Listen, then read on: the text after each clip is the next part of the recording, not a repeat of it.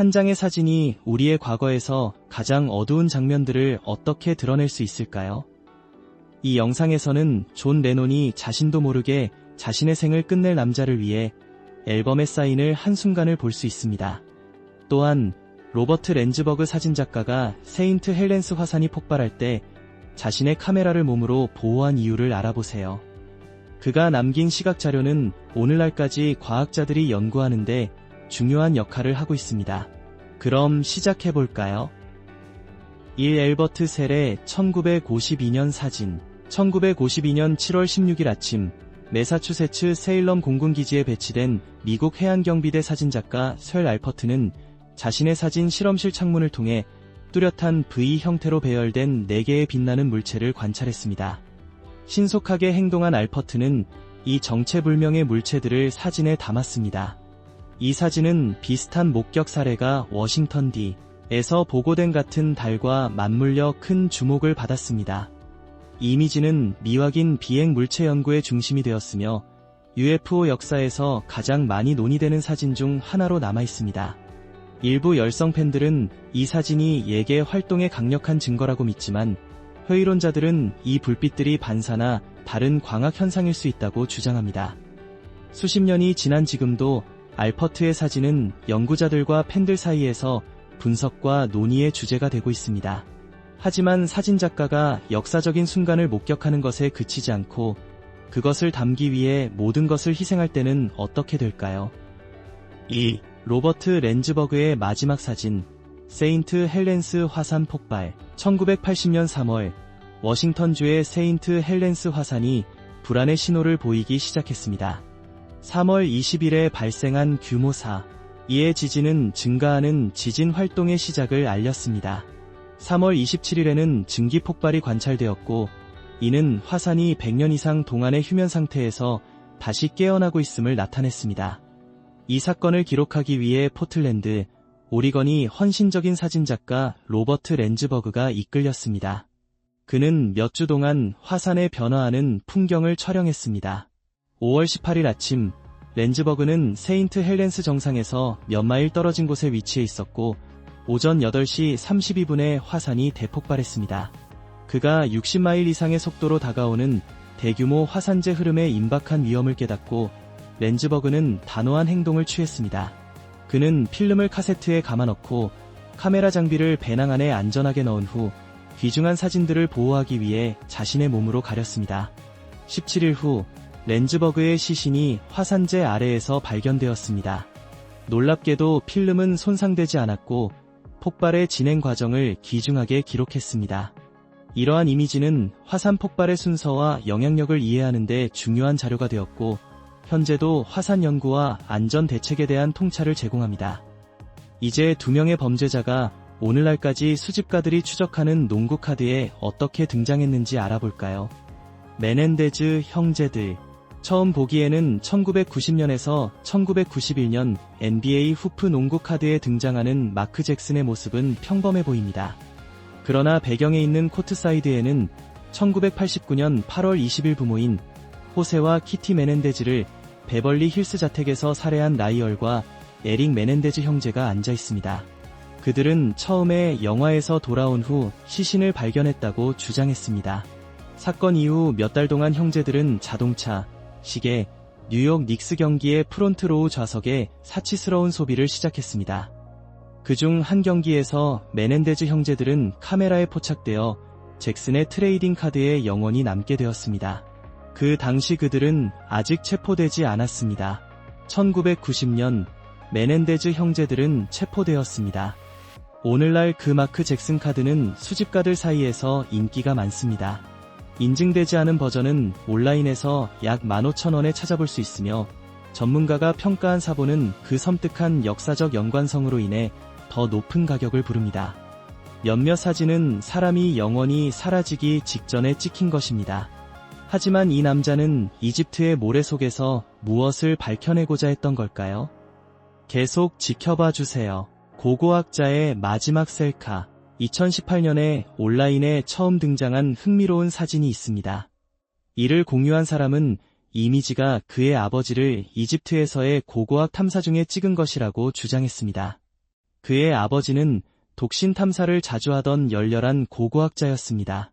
마지막 여정에서 그는 이집트로 여행을 가고 아들에게 파라오의 무덤으로 이어질 수 있는 특이한 터널을 발견했다고 자세히 설명하는 이메일을 보냈습니다. 그는 터널 입구가 부식의 흔적이 없는 날카로운 금속 스파이크로 장식되어 있다고 설명했습니다. 아버지의 안전을 걱정한 아들은 터널에 들어가지 말라고 조언했습니다. 하지만 고고학자는 결연한 의지를 보였고 이 분야에 중요한 기여를 하고자 했습니다.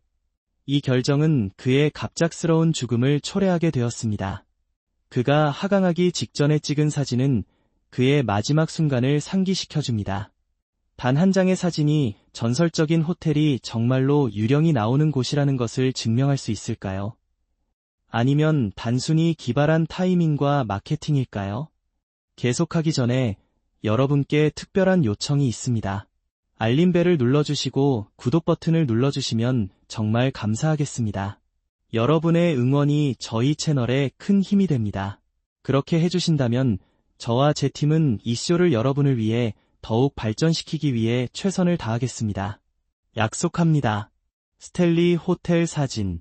스탠리 호텔은 1909년 7월 4일 콜로라도 에스테스 파크에 문을 열었습니다. 이는 프리렌 오스카 스탠리와 그의 아내 플로라의 노력 덕분이었습니다. 오랜 세월 동안 이곳은 손님들에게 로키 산맥의 파노라마 전망을 제공하는 호화로운 피서지로 기능했습니다. 1980년대 초 호텔 내에서 설명할 수 없는 현상에 대한 보고가 시작되었습니다. 손님들과 직원들은 아무도 없는 음악실에서 플로라 스탠리의 피아노 소리가 울려 퍼지는 것을 들었다고 전했습니다. 또한 로비와 그의 좋아하는 공간인 당구장에서 프리렌 스탠리의 유령이 목격되었다는 보고도 있었습니다. 호텔의 유령 같은 명성은 2016년에 손님 헨리 야우가 찍은 사진이 나타나면서 더욱 확고해졌습니다. 이 사진은 대계단 위에 유령 같은 형체가 보이는 것처럼 보였습니다. 야우는 사진을 찍을 당시 대계단에 아무도 보이지 않았다고 주장하며 이 미스터리를 더했습니다. 회의론자들은 이러한 유령 이야기가 방문객을 유치하기 위한 기발한 마케팅 전략이라고 주장합니다. 그러나 스탠리 호텔의 명성은 이러한 이야기보다 더 오래되었습니다. 1974년 작가 스티븐 킹이 거의 비어있는 호텔에 머물렀고 이 경험은 그의 유명한 소설 사이닝에 영감을 주었습니다. 다음 이미지는 음악 전설이 자신의 암살자와 무의식적으로 만나는 순간을 포착한 것입니다. 몇 시간 후에 일어난 일은 세상을 뒤흔들었습니다. 존 레논이 마지막 사진. 1980년 12월 8일 존 레논은 세상을 떠나기 몇 시간 전 자신의 앨범 더블 판타지에 사인을 하며 마크 데이비드 체프먼과 사진을 찍혔습니다. 체프먼은 이후 그를 암살한 남자입니다. 이 사진은 뉴욕시의 다코타 건물 앞에서 레논이 열렬한 팬인 폴 고레시가 찍었습니다. 그날 저녁 체프먼은 앨범을 들고 입구 근처에 조용히 서 있었습니다. 오후 5시경 레논과 요코 오노가 녹음 세션을 위해 나왔습니다. 레논은 주저없이 앨범에 사인을 해주었습니다. 고레시는 그 순간을 포착했지만 자신이 레논과 그의 미래 암살자를 함께 사진에 담고 있다는 것을 알지 못했습니다. 그날 밤 오후 10시 50분에 레논은 집으로 돌아왔습니다. 다코타의 아치로 들어서자 체프먼은 5발의 총을 발사해 레논을 4번 맞췄습니다. 체프먼은 현장에 남아 저항 없이 체포되었습니다. 고레시는 이후 뉴욕 데일리 뉴스에 접근했고 그 상징적인 이미지에 대해 $10,000를 받았습니다. 시간이 지나면서 이 사진은 라이센스를 통해 상당한 수익을 창출했습니다. 오늘날 이 사진은 현대 역사에서 가장 섬뜩한 사진 중 하나로 남아있으며 돌이킬 수 없는 비극의 전조가 되었습니다. 여러분이 고레시의 입장에서 그 순간을 지켜봤다면 체프먼의 존재에서 뭔가 잘못된 점을 느꼈을까요? 아니면 또 다른 조용한 팬으로만 보였을까요? 아래 댓글로 알려주세요. 케으올름 연대 사진. 100년 이상 전 한 장의 사진이 케으올름 경비 보병연대의 약 1200명의 군인을 놀라운 디테일로 포착했습니다. 이 이미지는 42cm와 96cm로 측정되며 오늘날에도 그 선명함으로 돋보입니다. 각 군인의 얼굴이 뚜렷하게 보이며 전경에는 얇은 담배 홀더들이 잔디에 흩어져 있습니다. 역사학자들은 이 사진을 1903년과 1909년 사이로 추정하지만 정확한 촬영 이유는 알려져 있지 않습니다. 남자들은 25줄로 서 있었고 줄당 약 50명이었습니다. 촬영을 준비하기 위해 비계가 세워졌고 약 65cm와 110cm 크기의 유리판 음화가 장착된 대형 카메라가 형성 위에 설치되었습니다. 일부는 이 사진이 비밀 스파이 작전의 일환이었다고 추측하며 사진작가가 주변 지역의 이미지를 캡처하기 위해 이 촬영을 이용했을 것이라고 제안합니다. 케올르 면대는 러시아 제국의 엘리트 부대였으며 고위군 관계자들이 포함되어 있어 이 이론은 그럴듯하지만 증명되지는 않았습니다. 그러나 확인된 것은 이 사진이 역사학자들에게 귀중한 자료로 사용되었고 나중에 많은 남자들의 삶과 경력을 추적하는 데 도움을 주었다는 것입니다. 라듐 소녀들 1920년대 초 사진 속에는 빛나는 시계 다이얼을 칠하는 미소 짓는 젊은 여성들이 담겨 있습니다. 그들은 자신의 직업이 서서히 자신들을 중독시키고 있다는 사실을 알지 못했습니다. 오늘날 라듐 소녀들로 알려진 이들은 뉴저지주 오렌지, 일리노이주 오타와, 코네티컷주 워터버리의 미국 라듐 회사에서 일했습니다. 회사의 빛나는 페인트는 언다크라는 상표로 방사능 라듐을 포함하고 있었습니다. 근로자들은 위험에 대한 경고를 받지 못했으며 붓을 날카롭게 하기 위해 입술을 사용하라는 지시를 받았습니다. 일부는 재미로 손톱과 이를 칠하기도 했습니다. 몇 년 안에 많은 이들이 턱뼈괴사와 빈혈을 포함한 끔찍한 증상을 겪게 되었습니다. 1927년 그레이스 프라이어와 자매 킨타 맥도날드, 알비나 라리체를 포함한 5명의 여성은 각각 $25만 요구하며 회사를 상대로 소송을 제기했습니다. 회사는 1926년에 오렌지에서 운영을 중단했지만 많은 피해자들은 정의가 실현되기 전에 사망했습니다. 그들의 싸움은 직장 안전법률의 주요 개혁으로 이어졌으며 노동권 역사에서 중요한 순간으로 남아있습니다. 다음 이미지는 세계의 지붕에서 찍힌 것입니다. 그러나 승리는 곧 사고로 바뀌었습니다. 산에서의 사고, 커트 베르거. 커트 디엠버거는 역사상 가장 전설적인 등산가 중 한 명으로 브로드피크와 다울라기리의 첫 등정을 달성한 인물입니다. 그는 1957년에 헤르만 부을, 마르쿠스 슈무크, 프리츠 빈터스텔러와 함께 브로드피크 원정에 참여했습니다. 이 산은 세계에서 12번째로 높은 산으로 높이는 8,051m입니다. 그들은 4월 중순에 등반을 시작했습니다. 6월 9일 슈무크와 빈터스텔러가 정상에 도달한 후 디엠버거와 부을도 같은 날 나중에 정상에 올랐습니다. 역사적인 순간이었으며 부을은 2개의 8,000m 이상의 산에서 첫 등정을 완수한 첫 번째 사람이 되었습니다. 곧 디엠버거와 부을은 근처의 초골리사를 시도했습니다. 이 산은 7,700m 아래에 위치해 있습니다. 6월 27일 폭풍 속에서 후퇴하던 중 부을은 동쪽 능선의 눈사태에 빠져 실종되었습니다. 그의 시신은 결코 발견되지 않았습니다. 수년 후 그 사건은 다시 발생했습니다. 1986년 K2에서 하강 중 디엠버거의 등반 파트너인 영국 등산가 줄리 털리스가 사망했으며 이는 그 산 역사상 최악의 시즌 중 하나가 되었습니다. 역할놀이가 현실이 되기까지 얼마나 멀리 갈 수 있을까요? 이 실험과 그로 인해 나온 사진들은 여러분을 불편하게 할지도 모릅니다. 스탠퍼드 교도소 실험 1971년의 사진은 스탠퍼드 교도소 실험에 참여한 사람들을 포착한 것입니다. 이 실험은 심리학에서 가장 악명 높은 연구 중 하나로 필립 짐바르도 박사가 주도했습니다. 이 실험은 교도소 시스템의 권력 역학을 탐구하기 위해 미국 해군의 자금을 지원받아 진행되었습니다. 스탠퍼드 대학교 심리학과의 지하실이 모의 교도소로 변환되었습니다. 24명의 신체적, 정신적으로 건강한 남학생들이 선발되어 하루에 10,000원, 현재의 돈으로 약 116원을 받았습니다. 그들은 무작위로 역할을 배정받았으며 9명은 경비원으로, 9명은 수감자로, 6명은 예비로 배정되었습니다. 유니폼을 입자마자 급격한 심리적 변화가 시작되었습니다. 경비원들은 금세 권위적인 행동을 취하며 처벌을 만들어내고 지배력을 주장했습니다. 수감자들은 감정적인 고통을 겪었습니다. 한 참가자는 단지 36시간 만에 풀려나야 했습니다. 원래는 이 실험이 2주일 동안 진행될 예정이었으나 단지 6일 만에 갑자기 종료되었습니다. 이후 졸업생인 크리스티나 마슬라흐가 짐바르도와 결혼하게 되었고 그녀는 심각한 윤리적 우려를 제기했습니다. 이 실험은 환경과 배정된 역할이 인간 행동에 미치는 극적인 영향을 보여주는 강력한 사례로 남아있습니다. 19세기 사후 사진 1939년 프랑스 발명가 루이 다게르가 다게레오타입이라는 첫 번째 널리 사용 가능한 사진 프로세스를 도입했습니다.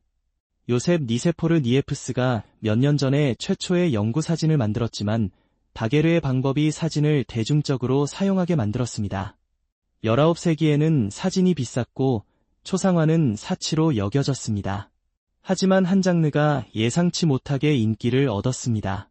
기념 초상화입니다. 초기 아동 질병이 흔했던 시기에 가족들은 세상을 떠난 사랑하는 이들에게 지속적인 기념이 될 사진을 의뢰하곤 했습니다. 사진작가들은 이 세션을 위해 개인들을 부드럽게 준비시키고 정장 차림으로 입히며 자연스러운 포즈를 만들기 위해 특별한 지지대를 사용했습니다.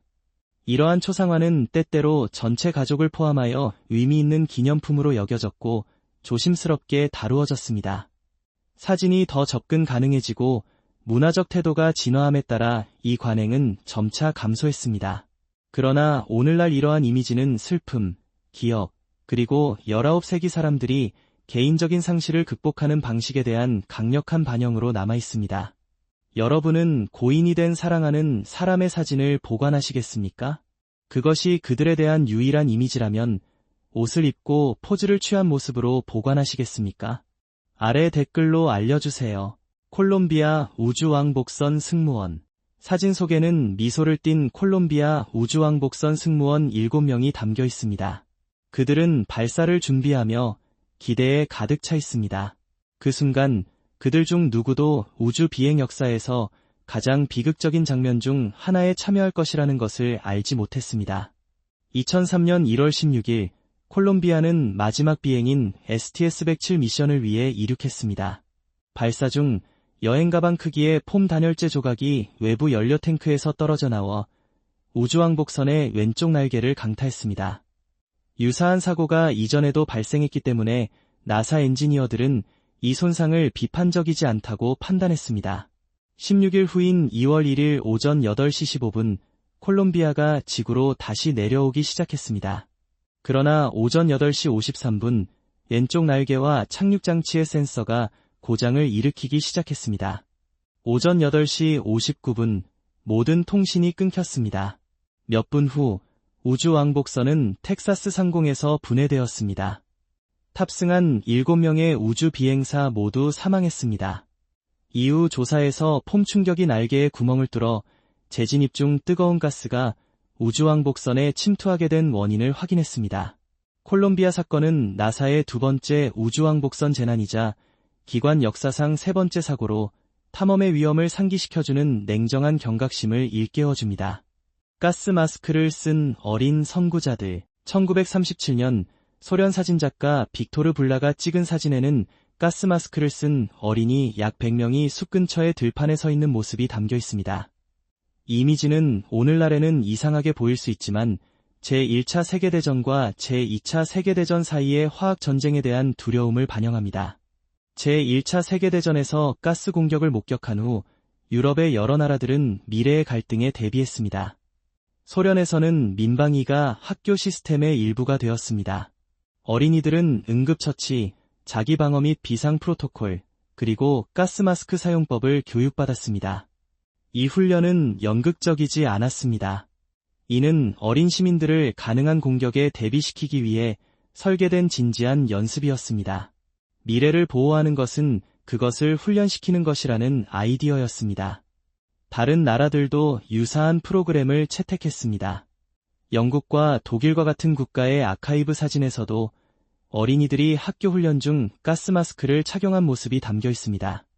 이 이미지는 소름 끼치지만 전쟁의 위협이 어린이들의 일상생활에 얼마나 깊이 영향을 미쳤는지를 상기시켜주는 강력한 상징입니다. 작별 전의 노래, 하워드 애시먼과 앨런 맨켄.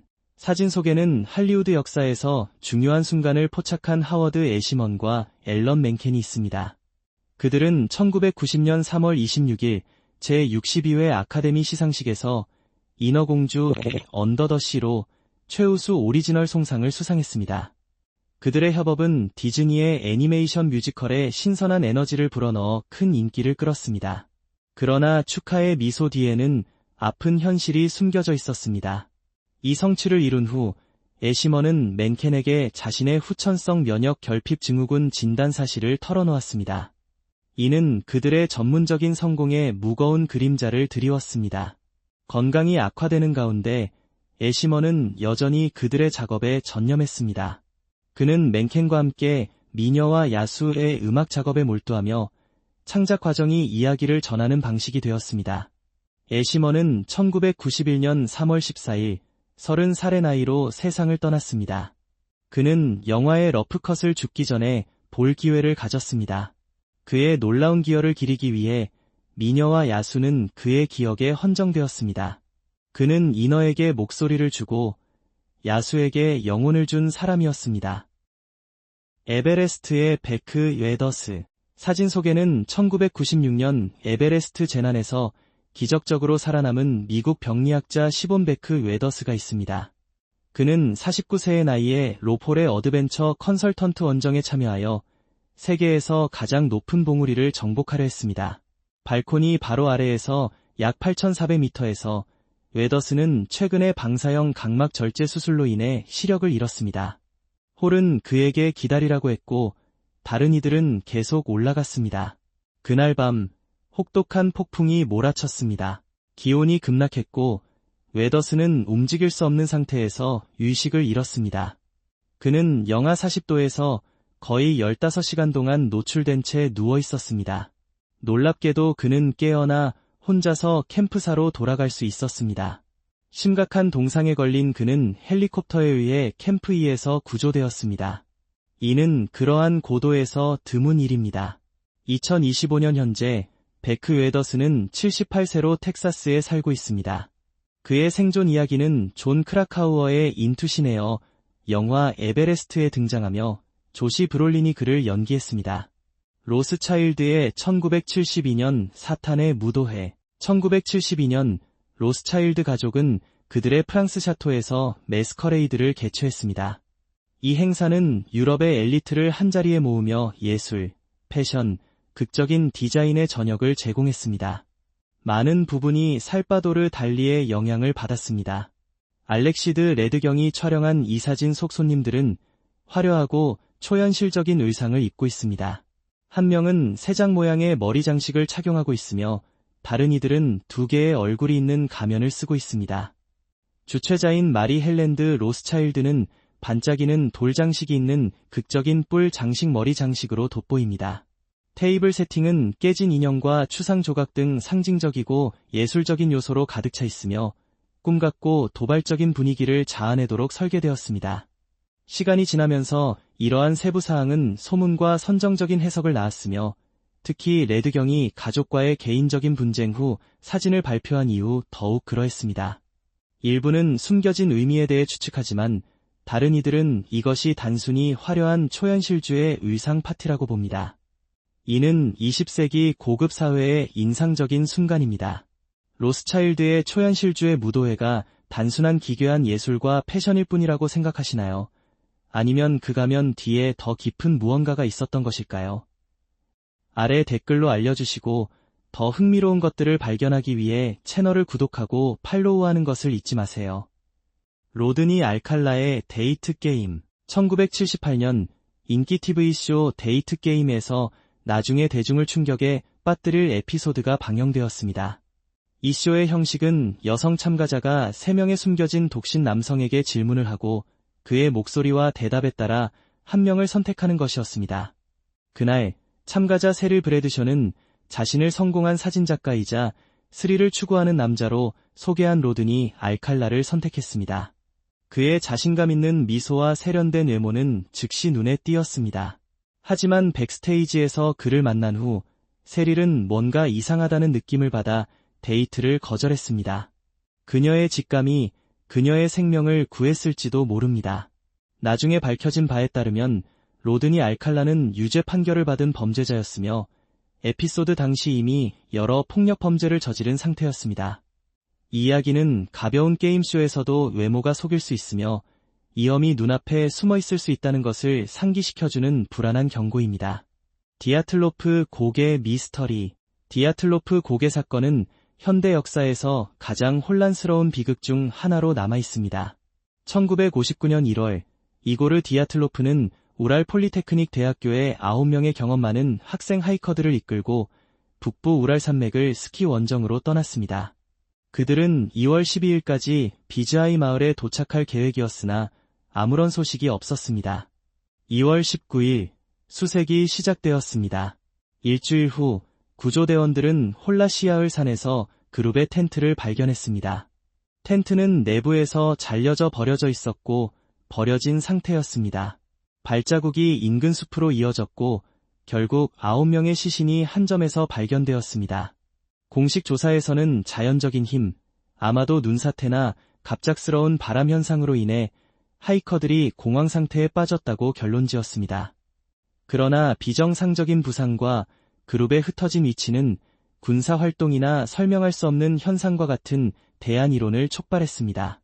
완전한 경치를 쫓기 위해 금지된 길을 하이킹할 수 있겠습니까? 한 젊은이는 그렇게 했고 흔적도 없이 사라졌습니다. 달렌 푸아와 하이쿠 계단. 사진 속에는 20세의 달렌 푸아가 있습니다. 그는 2015년 2월 하와이의 하이쿠 계단, 즉 천국으로 가는 계단을 오르려다 사라졌습니다. 1942년에 지어진 이 계단은 거의 3,922개의 계단으로 미 해군 무선기지로 이어졌으며 2013년에는 안전 문제로 일반인 출입이 금지되었습니다. 경고와 가족의 반대에도 불구하고 달렌은 하이킹을 계획했습니다. 2월 25일 그는 계단의 사진을 게시하며 다음날 오르겠다고 친척에게 알렸습니다. 하이킹 도중 그는 더 많은 이미지를 보내며 그중 하나는 그의 뒤에서 이상한 실루엣이 보이는 것으로 나타났습니다. 달렌은 집으로 돌아오지 않았습니다. 수색 작업에는 드론, 자원봉사자, 구조대가 포함되었고 미 해군 헬리콥터의 지원도 있었습니다. 그러나 그의 흔적은 결코 발견되지 않았습니다. 오늘날까지 그 이미지와 그의 실종 사건은 온라인에서 추측의 주제가 되고 있습니다. 일부는 그 신비로운 인물이 사건과 관련이 있을 것이라고 믿지만 어떤 설명도 확인되지 않았습니다. 달렌의 이야기는 금지된 모험의 위험과 그것들이 밝혀낼 수 있는 미지의 것들에 대한 질문을 계속 제기합니다. 아넬리제 미켈. 사진 속에는 아넬리제 미켈이 있습니다. 그녀는 나중에 엑소시즘 오브 에밀리 로즈라는 영화에 영감을 준 젊은 독일 여성입니다. 1952년에 태어난 아넬리제는 독실한 가톨릭 가정에서 자라며 정기적으로 교회에 다니고 매일 기도했습니다. 16살이 되었을 때 그녀는 실신과 야간 발작을 경험하기 시작했습니다. 의사들은 그녀에게 측두엽 간질 진단을 내렸지만 의학적 치료는 효과가 없었습니다. 시간이 지나면서 그녀는 목소리를 듣고 불안한 환상을 보았다고 보고했습니다. 그녀의 가족은 걱정하며 깊은 신앙심을 가지고 교회의 도움을 요청했습니다. 초기 주저함 끝에 2명의 사제가 엑소시즘을 수행할 수 있는 허가를 받았습니다. 이후 10개월 동안 아넬리제는 예식에 참여하며 67차례의 세션을 받았습니다. 그녀의 상태는 계속 악화되었고 1976년 7월 1일 그녀는 영양실조와 탈수로 23살의 나이에 사망했습니다. 그녀의 죽음 이후 사제들은 과실치사로 유죄 판결을 받았고 집행유예를 선고받았습니다. 그녀의 부모는 기소되지 않았습니다. 이 사건은 현대 역사에서 신앙, 정신건강 및 유료윤리에 가장 논란이 많은 사례 중 하나로 남아있습니다. 오늘의 영상을 즐기셨다면 좋아요를 눌러주시고 채널 구독도 잊지 마세요. 여러분의 응원이 저희에게 큰 힘이 됩니다. 지금 화면에 나타나는 영상을 클릭해보세요. 여러분이 이 콘텐츠를 좋아하시길 바랍니다. 다음에 다루었으면 하는 주제에 대해 아래 댓글로 알려주세요. 시청해주셔서 정말 감사합니다. 다음 영상에서 뵙겠습니다.